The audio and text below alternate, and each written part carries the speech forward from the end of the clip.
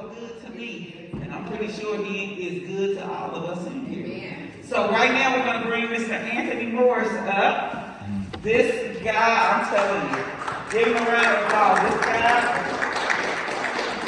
he's the real deal. And he's young. That's what counts right there, because this is what we need from our young people. So I'm going to give him the floor. We'll give him our undivided attention. We won't be on our phones. We'll be listening to Mr. Morris because he's got something really encouraging to say. Thank you. God is good? All the time? I always want to say that. Shout out to Courtney. Shout out to everybody.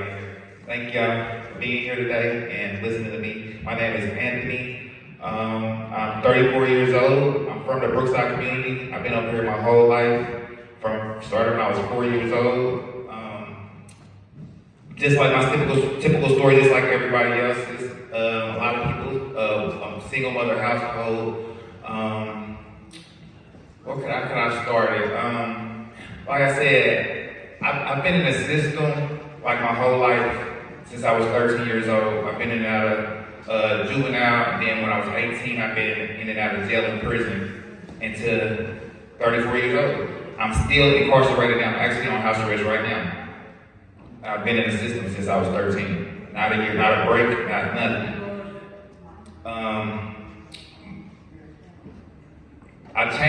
My life changed for me March 8th of 2014. I caught a drug case. They kicked in my door, took me downtown. Of course, did everything they do, that process of going to jail and all that. I didn't know if I was going to get out or not. I knew I was looking at a lot of time. I ended up signing like a 20-year sentence. I had an 8 felony. Everybody know, I don't know if you know about 8 felonies. It's an old law. It comes from, that was 20 to 50 years. So I was facing 20 to 50 years, and I had just turned 25. And I was facing 20 to 50 years.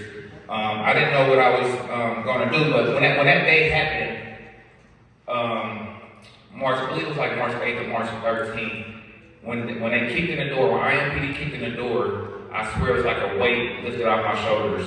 It was like that day, it was like, I just knew that I was going to live that life anymore. And it's like, I don't know, like the spirit of God, and I feel like I've always had a connection with God my whole life. Like, I just feel like He's been with me every step of the way my whole life, no matter what I went through. He's giving me the strength to keep going, but I didn't know what I was going to go on. I just kept faith and kept having faith, and it just came through every time. And like I said, when I caught this case in 2014, I went to 8 felony. I'm not getting out of jail. Can't nobody pay my bond. Of course, them bonds is $20,000, $50,000 bonds. I'm not getting out. So I'm going to court. I go to my first court date, and they put me on a 42-hour hold. So then I go back over to the county. I have to wait 42 hours, 72-hour hold. I have to wait. Then I go to court again 3 days later, and they put me on another 72-hour hold. Okay, so now this time when I go back over there with 72-hour hold, it's over. They tell me they put me on another one. I go to court, and when I go to court, they tell me, well, we'll put you on another one. And I leave out the courtroom, and then we go get back on the chain, and they put me back in cuffs. Then a guard goes, my name, Anthony Morris. It's like, you have a release. And I just left out of the courtroom. And I know I'm looking at 20 to 50 years. I know I don't have no release. And I didn't tell you, I was on house arrest when I caught that case. I was actually on house arrest when they kicked in my door. I was on house arrest. So I'm not coming home. I'm not getting out. That's what's on my mind. I'm not. All I did was like, I just got on the phone. I called him. I was just hoping God just judged me out my heart. That's the only thing I can just imagine, because I was doing what I was doing, but I never wanted to do it. I didn't glorify it. I never wanted to be doing it, but I was just caught up in that life, and I became a product of my environment, whether I liked it or not. And I just asked, I'm like, I ain't had no GED, I didn't have no education, I didn't know how to get a job, I didn't graduate. So I got my head like, okay, I can do 5 years. I can do 5 years. And then I was a single father at the time too. I had my son who was like 4 at the time when I caught the case. I was a single mom. His mom was in prison actually for the same thing. She actually had a 20-year sentence. She had a 20 to 10 in prison. So it was just me and him on the street. So all this stuff is going through my head, and I had the exact same case basically what she had. So, like I said, I didn't think I was going to get out. And then they called me, and we get back over to the center, and they say, Anthony Morris again. And he got in my head, I'm like, nah. So then they say, you're released. So I walk, so then I'm like, I'm scared because I'm not knowing like what's going on. How do I get released? Like what's going on? So then they release me. I walk out, I run out the jail. I run. I called my girl at the time, come and get me. And she came right over and got me. And then I'm just, cause you got things, it's a feeling I've never felt. But like I said, from that day forward, when I knew in my heart and when I told myself what I could do, what I didn't have, and I was walking on faith. I just knew I was done with that lifestyle. When they kicked in that door that day, I just knew I was done. I couldn't do no more. I was tired of looking over my shoulders. Hallelujah. I was tired of doing everything that I was doing. It was like I would get out of jail and do the same thing over. Like each time I would catch a case, because that wasn't my first time getting in trouble with the law. Like I told you, been on my whole life. So it was like I would get out and do the same thing over and over. I would go back. I need a lawyer now, so I go back to selling drugs to pay for the lawyer. So now I'm still fighting cases, paying for lawyers. I would do the exact same thing. But this time, when they kicked in the door, and I told you, like it's like the spirit came over me, I was done. I knew I was done. So when I got out this time, I did everything that I could to change my life. I went to Fathers and Family, and they taught me how to get a job and how to job skills, job training, and stuff like that. And I took that and I ran with it. And by the end of that class, I think it's maybe like a 3-week class or a 4-week class. I had like 2 jobs before the end of the Fathers and Family program. So then I'm fighting this case for a whole year. And then on my mind, I'm just thinking like, what can I do? I just wanted to prove to myself, and I knew I had to face the judge one day. So I wanted to do everything that I could to show that I was making, that I had changed my life and I was making a change. So that they could, so at least he can see me at the end of no matter what, they can see that I'm not the same person that I was on March 8th, 2014 and 2015 now he can see me something different. I got all these credentials and I got everything to show them. But it wasn't just because I was trying to show them to get out of the case and show them it was actually something that I wanted to do. I wanted to change, and I did it. And I feel like that's something that really helped me out. And then so finally a year later, after so I'm working 2 jobs. So then a year later I go to court. By the time I lawyer, he caught cancer. Like everything you can imagine happened to this case is just fell apart. Lawyer caught cancer. Prosecutor's not going down off this A felony. She's not dropping into a B. None of that. She's like, she's wrote it all the way out to the court date. So I ended up signing a 20-year plea. It's a 20-year, at the winner of the old law, so it was 20 to 10. It was an open 20. And an open 20, which means the judge can give me either 10 years in prison, or 20 to 10 in prison, or he can give it to me on house arrest or community corrections. So we go to court, my lawyer come in there, I'm in there, my mother's in there, the only one in the room with me. The prosecutor gets to talking, the lawyer gets to talking, and then the lawyers get to talking, and he goes to my defense and basically telling them, basically have mercy on me and this and that, and what happened with the case and how I got the case. So he get to tell the majority of my client. He didn't know he was accepting a package from the Philippines. It was appeals and stuff, and that the prosecutor was looking over here at him, and everybody's confused. I'm looking at him confused. I don't know to agree with him or not, because he's not talking about my case. He's up there talking about somebody else. And I'm like, man, he blew it. He's blowing it right now. So I was like, after because the prosecutor cut him off, she's like, Your Honor, that's not what's going on with him. That's not why we're here. So then they did that. So then I was like, can I talk to myself? And then basically, I just lawyer sit there and I got up and I spoke to him and I told him about my life and I told him everything kind of like I'm telling you today. And he said, but before you go to court, you go to your sentence. This is a PSI. If anybody knows, it's a PSI. And this PSI is pre-sentence investigation. This is where I already signed the plea. So now they have to make a determination of my whole criminal history and everything that I've done in my life and what I'm telling them, and send a referral to the judge or a recommendation to the judge of what they think I should get. So this is kind of like unprecedented. So I told you everything that I did, I'll change my life and all this and all that. And I signed a 20-year plea. I took this to PSI. The PSI people recommended me community corrections. I had a 20-year sentence, and they recommended me to go to community corrections for 20 years, 20 to 10. This is something that's not really like never done like that. So we go to court, boom, so the lawyer, he sees the recommendation, I mean the judge sees the recommendation, and the judge is like, after he hears my story, he's like, well, I believe you. He's like, but I'm not gonna give you 20 years on community corrections. I just feel like it's too much time, you'll mess up or whatever. So what I can do for you is give you a split sentence, which is 10 to 5 community corrections and 10 to 5 DLC. And he's like, boom, that's it, boom, let's slam together. So, like I told you at the beginning of the story, I asked for 5 years in the beginning of the story. When I first started, I'm like, I can do 5 years. I'm like, I can do that. I can make my song. I can go get a GED. And so I can do all these things to come home. So it's like kind of like I feel like in a way I had already spoke that into existence. And God is never going to put on you what you can't handle. And I'm a firm believer that He's only going to put on you what I can handle, and He did that. And I'm thankful for that. So he splashed the grandma down. My mother's crying. And then, okay, my mother's crying, now he take me on back to the back. So I just stayed with my same mentality. Nothing had changed. I'm still the same person from the past year. I still want change. I still want better. I still want everything better. So then I took this same energy to prison with me, and I did everything that I could to come home as soon as possible and beat that 2020 release date. My motivation was my son. God first, my son and my family, just trying to make it home to him before he reached a certain age. I couldn't have a connection with him in the world yet. So that was my biggest thing. So boom, I went down there, got my GED, took all the classes I could. I ended up getting like 2 years and 10 months off my sentence. So I ended up doing like, thank you. So I ended up doing only 2 years. I ended up only doing 2 years and 10 months. I got like 20 months or something off my sentence.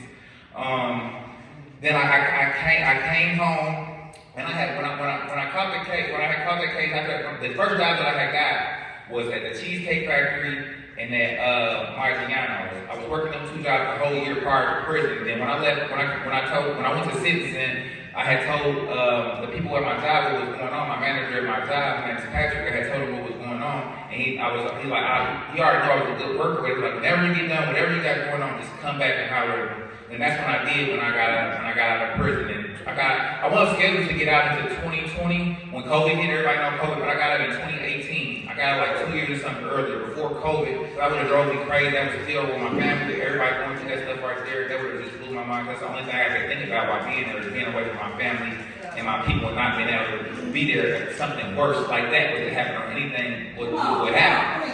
So after that, I went to I got out, went back to the Cheesecake Factory. They gave my job back. I started there, and then after when my manager left, we went to another place, and I followed him over there. It was a better job, more money. So from there, I went to well, I didn't tell y'all. When I was in the streets, I always had 1 foot in, 1 foot out, and I was making music back then and stuff like that. So when I got out now, that was like one of my passions was to make music and to make movies. So while I was in prison, I had wrote like 3 movie scripts. I wrote a children's book. I just got a bunch of stuff. So when I got out, I started chasing these same dreams and stuff that I had that I wanted to do, but I couldn't because I had 1 foot in and 1 foot out. So now I'm at the new place, the new restaurant that I'm working at, and then I see a truck driver. He delivered food in there, and he seen me, and I can't remember what he said to me, but he said something about a CDL. It's like just get your CDL. He said all I got is a Class B. He's like, you ain't got to get a Class A to drive them big trucks. You can get a Class B and still make $20-something an hour. I'm like, what? So I'm here $14 an hour. That's not a lot of money. That's what I was making, like $14 an hour. That's really still survival money. I was just making do what it do, but it's still just survival. You just pay your rent and maybe have $100 or something left over after you pay your bills and it's still nothing. So I'm like still trying to search, how can I make some money? And it is hard for people with felonies to get out and make some money. The only way you can really make some money is going for business for yourself, or to get you a CDL, or to get you a trade. So my trade was I ended up getting a CDL. I didn't go to school. I didn't have to go to school. Most people go to school and they end up on their school and everything. I didn't do none of that. I got on YouTube. Anybody here know what YouTube is? Right there, YouTube. YouTube, the internet period is a tool. So I just researched everything. All you gotta do is go to the DMV. You can go take these tests every day. It's three tests you can take. It's 3 tests you gotta take to get your class in here. After you got your license, only 3 tests. It's a combination test, it's like 60 seconds. It's an air brakes test, it's a general knowledge. It's really not that hard. And I just studied that every day. And then if you want something, you're gonna go get it. Yes, that's right. So I studied these and I just went every day taking it, failing it, taking it, come back, passing it, failing it, taking it, come back, and then boom, I got my permit. But I'm learning all this off of YouTube. I just look all this stuff off YouTube. So then after YouTube, I had to study to take the driving test. So I studied to take the driving test, did it, finally passed, and then I went to the dude who put me on about driving, I went to the job where he was at, who was hired, and I got hired out there. Making $20 something an hour, $21 an hour, bringing home like $800, $900 to $1,000 a week. So I'm there now. Boom, I'm at this stage in my life after everything. So then boom, I go to this job. Everything didn't work out the job how I wanted to, where I ended up getting fired like 3 weeks before COVID because I got tricked out of my spot really because I feel like I wasn't aware of what was going on. And I just feel like, sometimes we don't know how to interpret things and we don't know how to handle situations, and sometimes we don't make the best choices in those situations and we don't see it, we have to reflect later. And that was kind of like what that situation was. So COVID hit like literally 3 weeks, a week later or something after I got fired. So everything got shut down immediately after COVID hit. So when COVID hit, everything shut down. So I didn't have no job anymore. So now I'm just at home taking care of the kids. And taking care of the kids, showing them, trying to teach them everything I know. I'm getting on their nerves. I'm just on them every day about everything in school. We need to watch the food. You know how food was, getting food. We can't just keep on eating. Got a ration and all this stuff like that. So boom, on my birthday, so like 2020, August on my birthday, I went out and did a video shoot. And now I'm back making music. I'm feeling myself making music. I'm back out there following my dreams, chasing my dreams.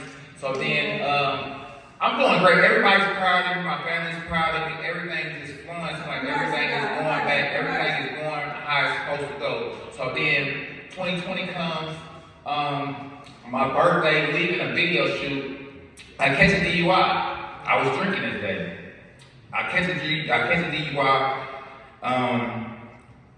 I was in my truck that was from my mother, and the place was bad. Either or, I still caught a DUI. They didn't want to put me over, so I still caught a DUI. So I caught a DUI, they locked me up, I go to jail. Remember, I'm still on house arrest.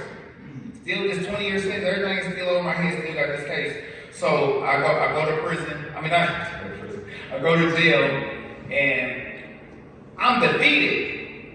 I'm like hurt so bad, and I'm beating myself up so bad mentally and everything because like when I got all this great stuff going on, and I blew it. It's like, man, I was just out there doing everything I'm supposed to be doing, and I didn't mean to do that. I didn't mean for none of that to happen. It's like, man, but it happened and it broke my heart, so I'm in there crying. I mean, it's just because I'm just like this so heartbroken that I came this far, and then I made this stumble, this bump in the road comes, and it's like, and it just shook my world. So then my lawyer came to see me, Pat Tavis, my lawyer came to see me, and he's sitting, he looking at me.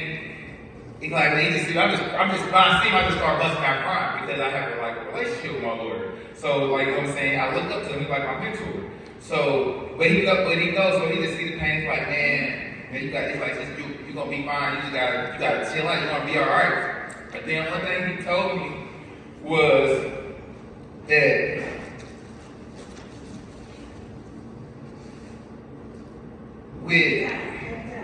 he told me in recovery, what did he say? He said, well, I want to quote it right. Recovery comes with relapse. Just because you relapse, it doesn't mean that it's over, it's the end of the world.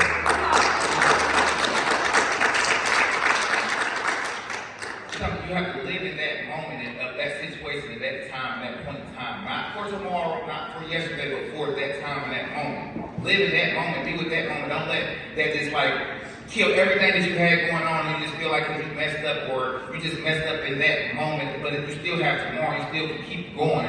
You just don't have to stop or beat yourself, because relapse is in recovery. It's just gonna be part of that journey. And it's like you're not gonna get over everything that you're doing just like that. It's gonna take time, it's gonna take build up. It's like going to the gym. You ain't gonna get strong tomorrow by working out today.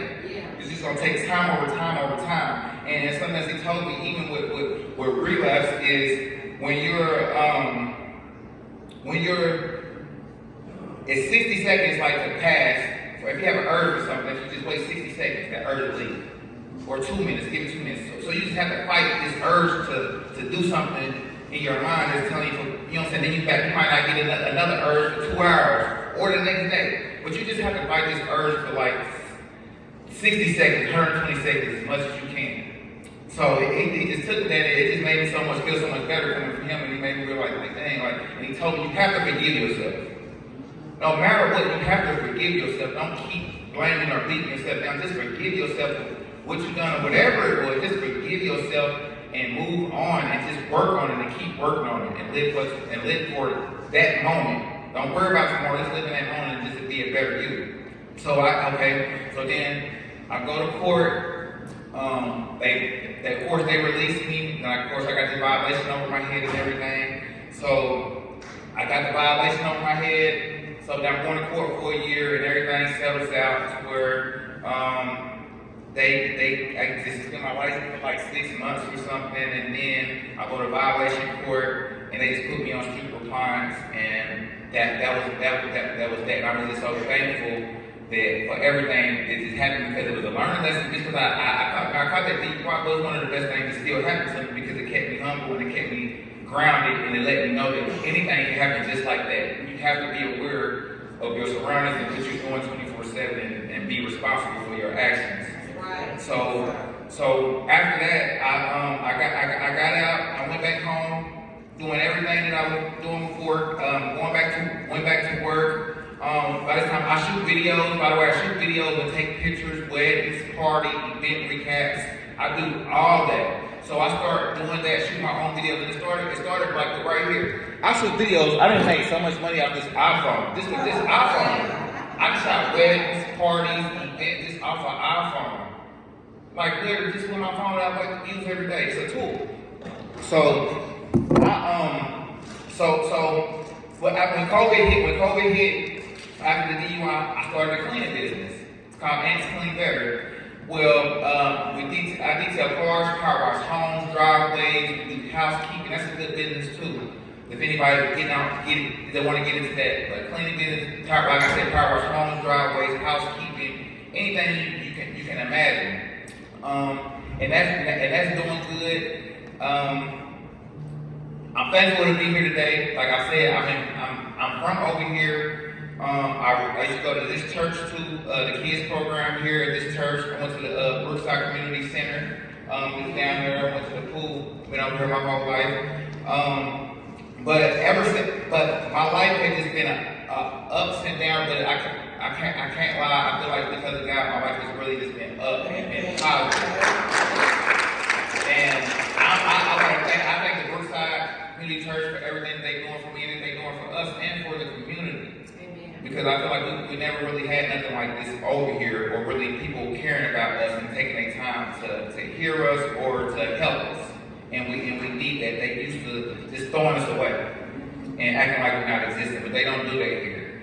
And that was just a small part of my story. I'm not going to take up all the time, but I appreciate the time and everything. I hope that I helped out in some type of way. If y'all have any questions about shooting videos, if y'all have any questions about the cleaning business, if y'all have any questions about the CDL, y'all can ask me. And we can go from there, but you can ask me anything. I'm willing to share information. I just want everybody to know what I know. Because I feel like we can do better. You do what I know, and I do that with everybody. I appreciate that. Thank you.